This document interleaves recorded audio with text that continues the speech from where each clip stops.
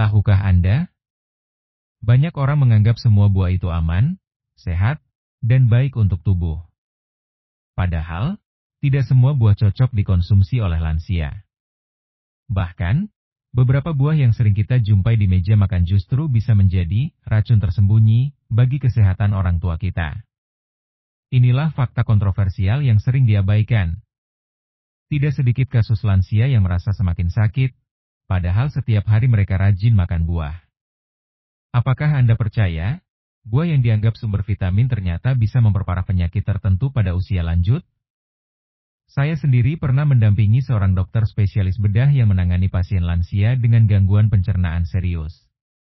Setelah ditelusuri, ternyata sang pasien setiap hari minum jus jeruk dan makan buah-buahan tertentu tanpa batas. Dokter menemukan bahwa asupan buah yang tidak sesuai kondisi kesehatan bisa memperburuk penyakit, seperti gangguan lambung, lonjakan gula darah, hingga serangan jantung mendadak. Kasus ini membuktikan bahwa kita harus benar-benar waspada dan tidak sembarangan memberi buah pada orang tua kita, meskipun niatnya ingin sehat. Nah, dari kota mana Anda menonton video ini dan berapa usia Anda atau orang tua Anda? Tulis jawaban Anda di kolom komentar di bawah ya.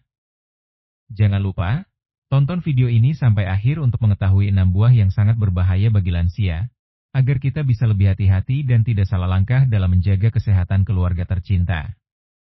Klik juga tombol subscribe dan aktifkan loncengnya supaya tidak ketinggalan info kesehatan penting lainnya. 1. Jeruk. Jeruk, buah yang hampir selalu ada di rumah kita dan identik dengan vitamin C, ternyata bisa menjadi ancaman tersembunyi bagi lansia jika dikonsumsi secara berlebihan. Banyak orang tua rajin minum jus jeruk atau makan buah jeruk setiap hari karena percaya manfaat vitamin C dapat menjaga daya tahan tubuh dan melawan penyakit. Memang benar, vitamin C penting untuk imun dan melindungi dari infeksi, bahkan bisa membantu penyerapan zat besi. Tetapi, tak banyak yang tahu bahwa kandungan asam sitrat dan vitamin C dalam jeruk bisa menimbulkan masalah serius, terutama bagi lansia yang sistem pencernaannya mulai melemah karena usia. Jeruk yang asam dapat menyebabkan iritasi lambung, memperburuk MAG, memicu refluks asam lambung, GERD, serta menyebabkan diare atau perut kembung. Apalagi jika lansia memiliki riwayat gangguan pencernaan, konsumsi jeruk setiap hari dalam jumlah banyak justru bisa memperparah keluhan dan menurunkan kualitas hidup mereka. Efek jangka panjang konsumsi jeruk berlebihan juga bisa menyebabkan ketidakseimbangan elektrolit dan membuat tubuh sulit menyerap nutrisi penting lainnya. Meskipun jeruk tampak sehat, nyatanya tidak semua orang cocok, terutama di usia lanjut. Pengalaman nyata datang dari Bu Reni, seorang nenek berusia 72 tahun yang gemar mengawali hari dengan segelas jus jeruk segar. Setiap pagi, ia merasa segar dan bersemangat setelah minum jus jeruk yang ia buat sendiri. Namun, beberapa bulan kemudian, ia mulai mengalami keluhan yang tidak kunjung sembuh seperti perut kembung, mual, serta diare yang datang dan pergi. Awalnya Bu Reni tidak menyangka keluhan itu berasal dari buah yang ia anggap sehat, apalagi jeruk sudah menjadi rutinitas paginya selama bertahun-tahun. Akhirnya, setelah berkonsultasi dengan dokter spesialis bedah dan pencernaan, diketahui bahwa konsumsi vitamin C dari jeruk secara berlebihan telah memperparah sensitivitas lambung Bu Reni. Lambung lansia memang cenderung lebih tipis dan mudah iritasi. Asupan jeruk yang berlebihan membuat produksi asam lambung meningkat dan menyebabkan radang, sehingga keluhan pencernaan makin parah. Dokter menyarankan agar Bu Reni mengganti jeruk dengan buah yang lebih ramah bagi lambung, seperti apel, pir, atau pisang dalam jumlah wajar. Setelah mengubah kebiasaan dan mengurangi asupan jeruk, keluhan pencernaan Bu Reni perlahan membaik, nafsu makan kembali, dan ia pun bisa beraktivitas seperti biasa tanpa keluhan lagi. Kisah Bu Reni adalah pelajaran penting bagi kita bahwa niat baik memberi makanan sehat harus disesuaikan dengan kondisi kesehatan lansia. Pesan yang bisa diambil dari kasus jeruk ini adalah, meskipun buah mengandung banyak manfaat, kita wajib bijak dalam memilih dan mengatur porsinya, terutama untuk lansia. Jangan pernah berpikir, karena sehat, boleh dikonsumsi sebanyak mungkin. Semua yang berlebihan akan menimbulkan efek samping. Apalagi lansia yang sistem pencernaannya makin sensitif dan rentan terhadap iritasi. Jika orang tua Anda memiliki riwayat penyakit lambung, GERD, atau gangguan pencernaan lainnya, Sangat dianjurkan untuk membatasi konsumsi buah jeruk dan sejenisnya, serta selalu konsultasi ke dokter sebelum menambah asupan vitamin C harian dari buah. Jangan ragu bertanya pada dokter atau ahli gizi mengenai jenis buah dan jumlah yang aman untuk orang tua kita. Ingat, tujuan utama kita adalah membuat mereka sehat, nyaman, dan bahagia, bukan menambah masalah kesehatan baru. Jadikan pengalaman Bu Reni sebagai peringatan, agar tidak gegabah memilih buah untuk lansia di keluarga kita. 2. Pisang. Pisang adalah buah yang hampir selalu menjadi andalan, baik untuk camilan sehat, pelengkap sarapan, hingga sebagai sumber energi sebelum berolahraga. Pisang terkenal akan kandungan kalium, potasium-nya yang tinggi, juga serat dan vitamin yang membuat tubuh terasa fit dan bertenaga.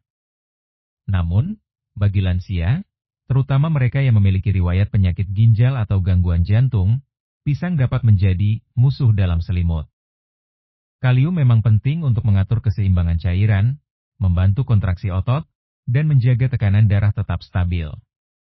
Tetapi, tubuh lansia dengan fungsi ginjal yang sudah menurun, tidak mampu membuang kelebihan kalium secara efisien. Jika lansia terlalu banyak makan pisang, apalagi setiap hari, kalium akan menumpuk dalam darah, hiperkalemia, dan memicu masalah serius seperti detak jantung tidak teratur, aritmia, kelelahan, bahkan serangan jantung mendadak. Selain itu, kelebihan kalium bisa memicu kelemahan otot, kesemutan, dan gangguan saraf. Fakta ini jarang diketahui masyarakat, karena pisang selalu dipromosikan sebagai buah paling aman dan sehat untuk semua usia, padahal tidak selalu demikian. Contoh nyata adalah pengalaman Pak Joko, pria berusia 68 tahun dengan penyakit ginjal kronis yang sudah bertahun-tahun diidapnya. Setiap pagi, ia mengonsumsi pisang sebagai camilan dan terkadang menambahkannya ke dalam salad. Pak Joko yakin, pisang dapat membantunya tetap kuat dan tidak mudah lelah. Sayangnya, tanpa disadari, ginjal Pak Joko yang sudah tidak optimal tidak mampu membuang kelebihan kalium, sehingga perlahan kadar kalium darahnya meningkat jauh di atas batas normal.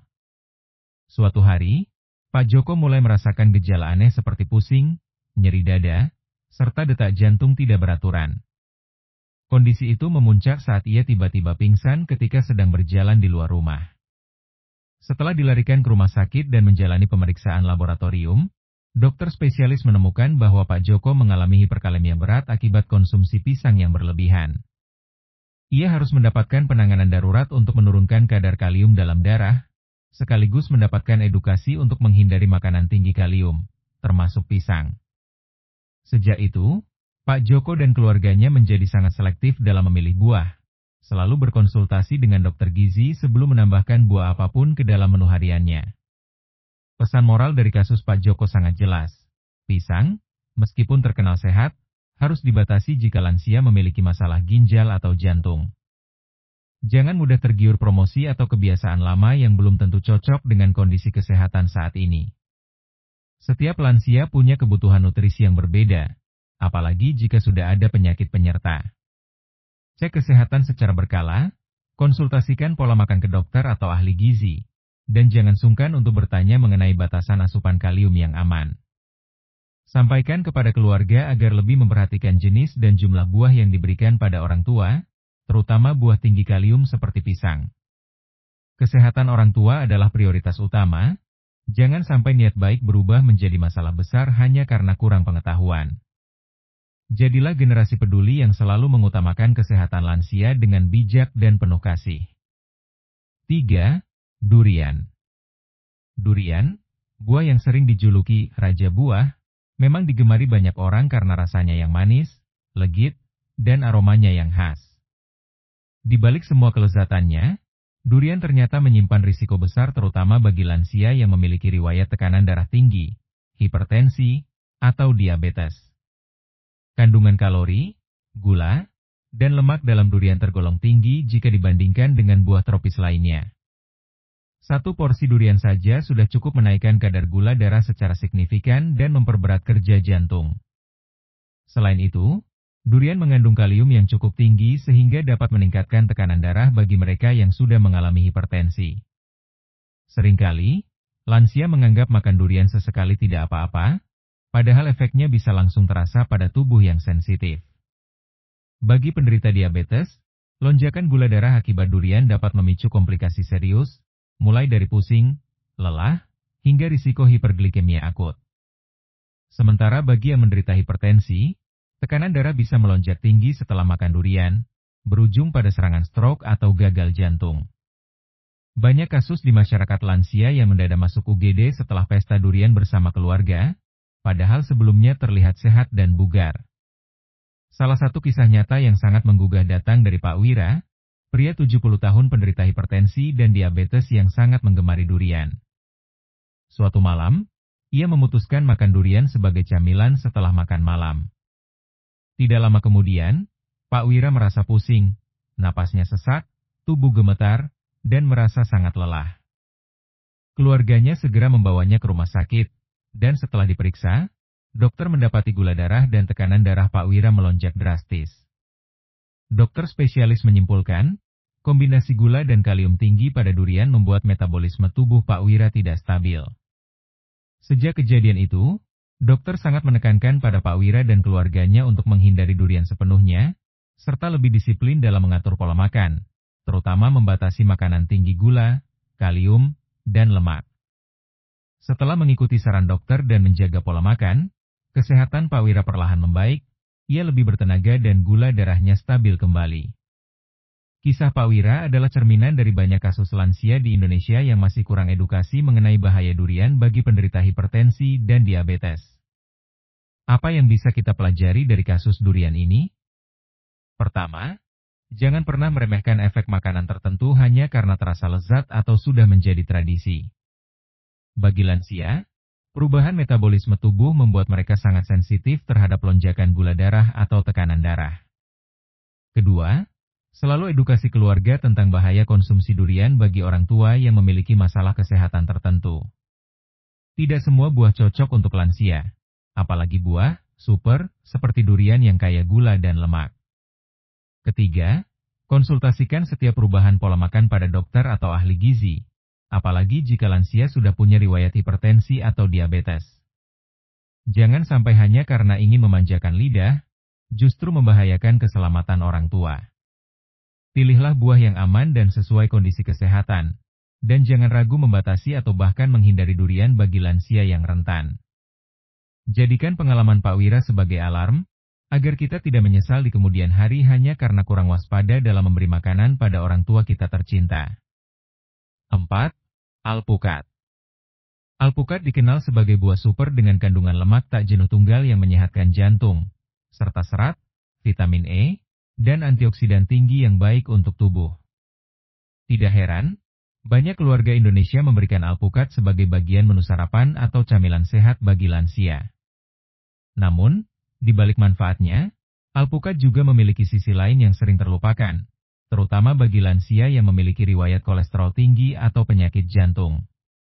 Lemak sehat pada alpukat memang dapat membantu menurunkan kadar kolesterol jahat, LDL, dan meningkatkan kolesterol baik, HDL, tetapi jika dikonsumsi berlebihan, total asupan lemak dan kalori harian lansia bisa melampaui batas aman. Lemak tetaplah lemak, meski dari sumber sehat. Akibatnya, tubuh lansia yang kemampuan metabolisme dan pembakaran kalorinya sudah menurun menjadi lebih rentan mengalami penumpukan lemak di pembuluh darah. Selain itu, kelebihan konsumsi alpukat secara rutin tanpa diimbangi dengan pola makan seimbang bisa meningkatkan kadar trigliserida dan menyebabkan kelebihan berat badan, bahkan obesitas pada usia lanjut.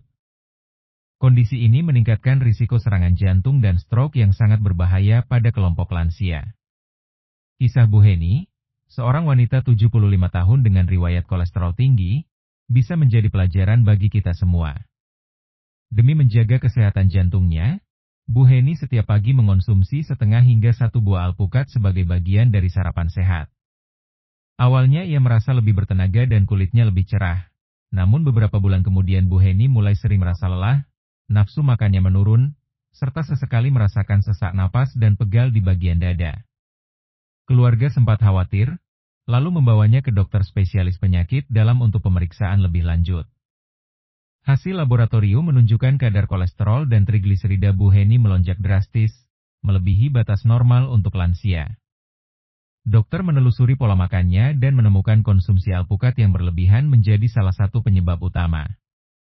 Meski mengandung lemak sehat, konsumsi alpukat tanpa pengawasan dan porsi yang tepat dapat meningkatkan akumulasi lemak dalam darah pada tubuh lansia, terlebih jika tidak diimbangi aktivitas fisik. Dokter menyarankan Bu Heni mengurangi konsumsi alpukat dan menggantinya dengan sumber lemak sehat lain yang lebih rendah kalori seperti kacang-kacangan, serta memperbanyak makan buah rendah lemak dan kaya serat seperti apel, pir, dan pepaya. Hanya dalam beberapa minggu setelah perubahan pola makan, kondisi Bu Heni mulai membaik, energinya kembali, dan ia merasa jauh lebih sehat. Kasus Bu Heni menegaskan bahwa apapun makanan yang dikonsumsi, termasuk alpukat, harus tetap disesuaikan dengan kebutuhan dan kondisi tubuh, terutama untuk lansia dengan faktor risiko seperti kolesterol tinggi. Jangan terjebak dengan mitos, semua yang alami pasti aman. Karena setiap tubuh berbeda dan metabolisme lansia jauh lebih sensitif dibandingkan orang muda. Konsultasikan selalu pola makan lansia ke dokter atau ahli gizi, termasuk berapa banyak porsi alpukat yang boleh dikonsumsi setiap minggu. Ajarkan pada keluarga untuk tidak hanya fokus pada label sehat, tanpa melihat komposisi gizi dan batasan harian yang dianjurkan. Batasi konsumsi alpukat jika orang tua memiliki riwayat penyakit jantung, kolesterol tinggi, atau sedang menjalani diet rendah lemak. Pastikan lansia tetap mendapatkan asupan nutrisi yang seimbang, tidak berlebihan, dan tidak kekurangan zat gizi penting. Kesehatan jantung dan pembuluh darah di usia lanjut adalah kunci utama kualitas hidup, dan itu dimulai dari pola makan yang bijak, seimbang, serta selalu diawasi secara medis. Jangan ragu untuk bertanya pada tenaga kesehatan mengenai pilihan buah yang tepat untuk lansia, dan ingatlah bahwa pencegahan jauh lebih baik daripada mengobati. 5. Nangka. Nangka adalah buah tropis yang sangat digemari di Indonesia. Rasa manis alami, tekstur unik, dan aroma khas membuat nangka sering dijadikan camilan sehat atau campuran dalam berbagai kudapan tradisional. Namun, di balik manisnya yang menggoda, nangka menyimpan risiko besar bagi lansia, terutama yang memiliki diabetes atau gangguan metabolisme gula. Kandungan gula alami dalam nangka termasuk tinggi jika dibandingkan dengan buah-buahan lain, sehingga konsumsi dalam jumlah besar dapat menyebabkan lonjakan kadar gula darah secara drastis. Tubuh lansia, khususnya mereka yang sudah mengalami penurunan fungsi pankreas atau resistensi insulin, tidak mampu mengatur kadar gula darah secepat orang muda.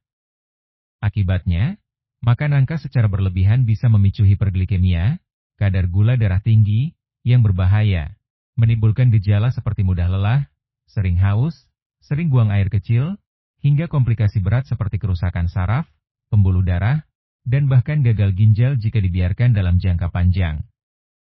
Ironisnya, banyak lansia merasa aman makan nangka karena menganggap buah alami lebih sehat dibandingkan makanan olahan, padahal prinsip kehati-hatian tetap diperlukan. Pengalaman nyata dialami oleh Pak Fadil, lansia 74 tahun yang menderita diabetes tipe 2.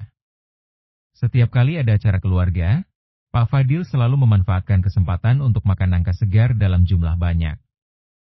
Ia percaya nangka adalah camilan sehat dan tidak akan memperburuk diabetesnya karena berasal dari alam. Namun, dalam beberapa bulan, kondisi kesehatannya justru memburuk.